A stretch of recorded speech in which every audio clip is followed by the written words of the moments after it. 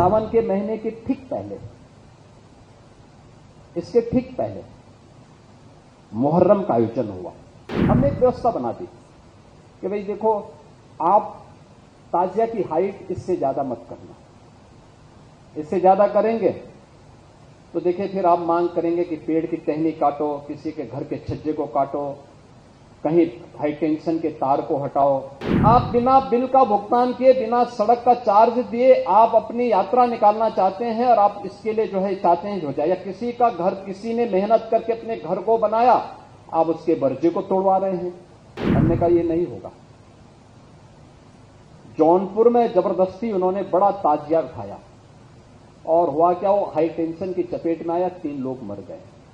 बाद में उन्होंने रास्ता जाम किया तो पुलिस ने कहा क्या करें, मैंने कहा लाठी मार करके बाहर करो इनको, क्योंकि ये लातों के भूत हैं, बातों से मानेंगे नहीं। जब हमने कहा था कि जो फेक अकाउंट बनाते हैं सोशल मीडिया में और फिर उसके बाद जातीय संघर्ष की स्थिति को पैदा करते हैं, एक जाति को दूसरी जाति से लड़ाने का काम करते हैं, ये वही लोग हैं। मैं देख के ताज्जुब कर रहा था।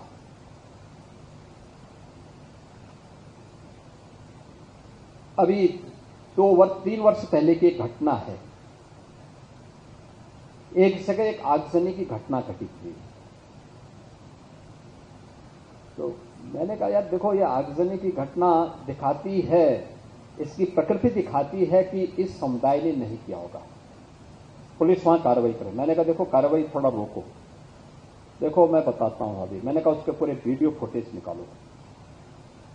तो आप आश्चर्य करेंगे कि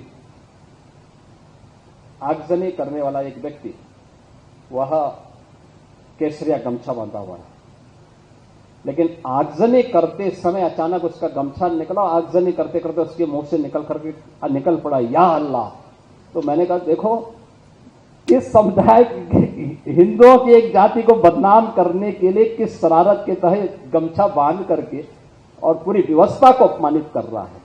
ये चीजें दिखाती है कौन लोग हैं जो फेक अकाउंट बना करके जातीय संघर्ष की स्थिति को पैदा करना चाहते हैं, और उन तत्वों को, छुपे हुए उन दुश्मनों को जो समाज की शांति को भंग करना चाहते हैं, अगर हम उन्हें चिन्हित करके समय रहते हुए उनका वॉकआउट कर सकें तो समाज की एकता में बाधक ऐसे तत्वों को भी बेनकाब किया जा सकता है, राष्ट्रीय एकता को भी और सुदृढ़ हम बनाने में मदद कर सकते हैं।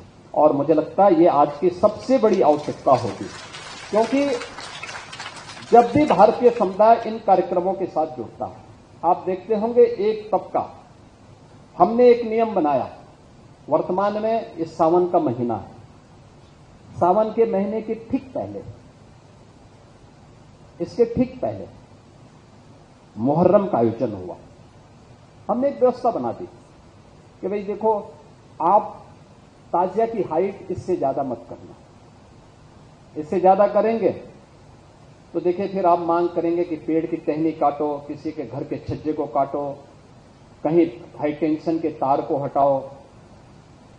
अब एक आयोजन के लिए हम हाई टेंशन तार हटाएं, एक बड़े तबके के लिए, गांव के लिए या शहर के लिए बिजली बाधित कर दें, तो ये तो उन लोगों के साथ अन्याय है भाई, जो बिजली बिल का भुगतान कर रहे हैं।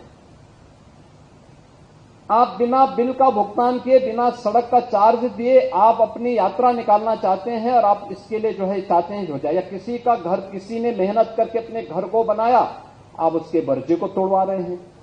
एक पेड़ को लगने में 40 साल 50 साल लगते हैं, आप उसकी टहनी को कटवा रहे हैं। क्यों कटवाएंगे आप? क्या अधिकार है आपको? हमने कहा ये नहीं होगा।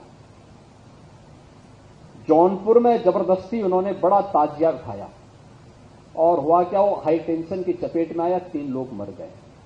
बाद में उन्होंने रास्ता जाम किया तो पुलिस ने कहा क्या करें, मैंने कहा लाठी मार करके बाहर करो इनको, क्योंकि ये लातों के भूत हैं, बातों से मानेंगे नहीं।